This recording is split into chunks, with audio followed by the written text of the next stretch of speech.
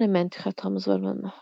7 məntiq xətamız var. Həddən artıq ümumiləşdirmə, özünü bənzətmə, şəxsi qərəzsizlik, cəmiyyət tərəfindən qəbul edilmək, boş adam xətası, bir də çox mənalı danışmaq. Aha, bir də sirkulyar arqument. Hə, sirkulyar arqument. Aha, həddən artıq ümumiləşdirmə necə olurdu məndə?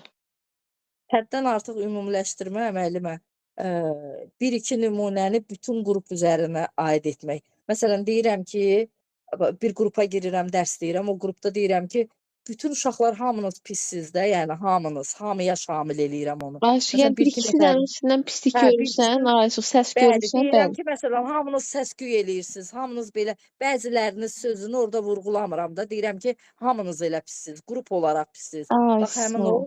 Ay, sağ ol.